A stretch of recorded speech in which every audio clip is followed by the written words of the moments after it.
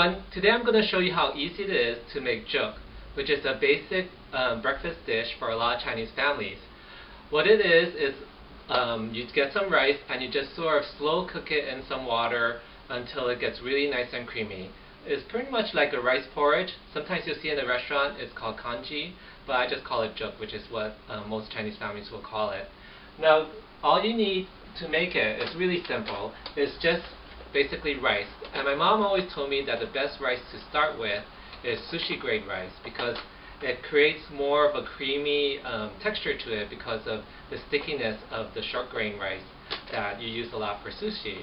So that's what we're going to use.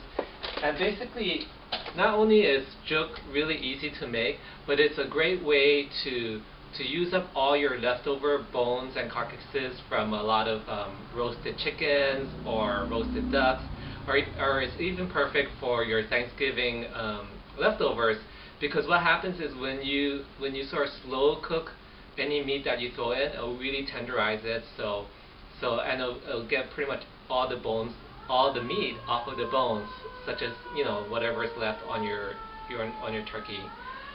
Okay, so let's get started. Alright, so we have our pot that's gonna be the what we're gonna cook our Jook with, and I'm gonna add a little bit of oil, a little bit less than a tablespoon.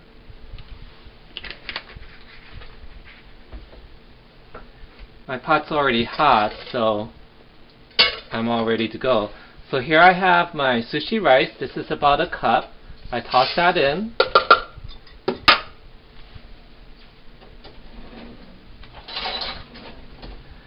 And then what I'm going to do is kind of toast it a little bit, just to kind of wake up the rice. And I add a little bit of salt, just a pinch of salt, to kind of cook it with. Alright, 2 pinches.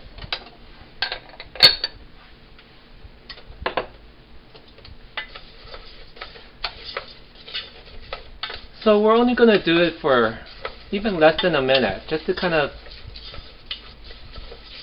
get it kind of toasted and warmed up. And now we're going to add the water, but I like to cook my Jook with some chicken broth just so that it starts out with some seasoned taste. So I have a can of chicken broth.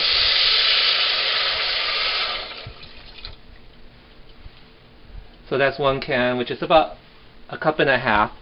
But we're going to be cooking this for almost an hour, maybe even longer. So the broth is going to be absorbed by the rice, and it's going to evaporate some too as well.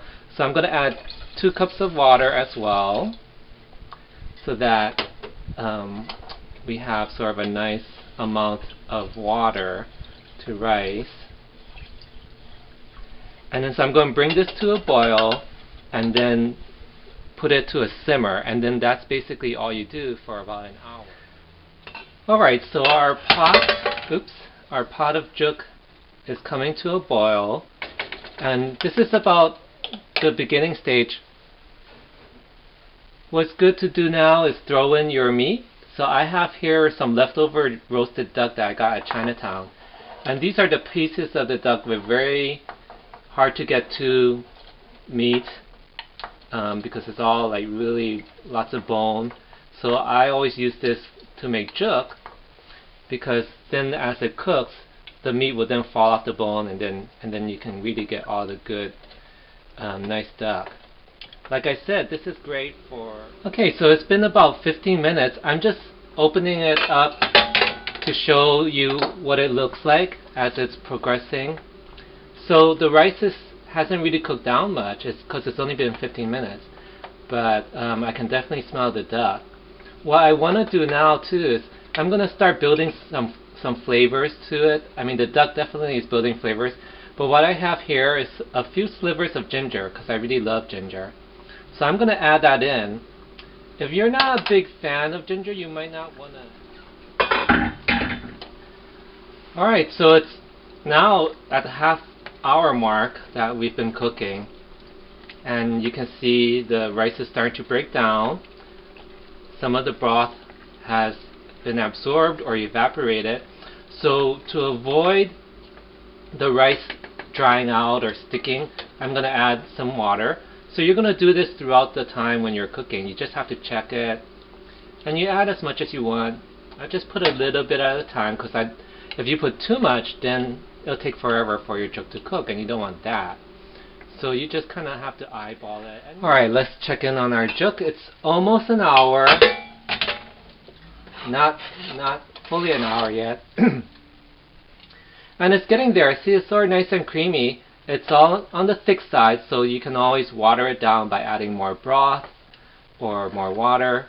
What I'm doing is I'm also scraping some of the bottom part where the rice is sticking to it.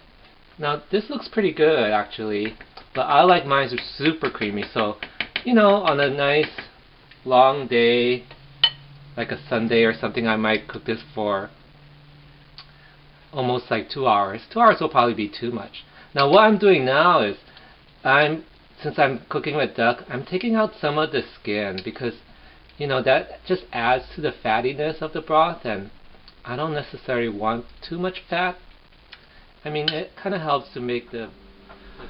Alright, since my jook is almost ready, I'm going to show you one other ingredient I'm going to add to my jook to make it a little extra special.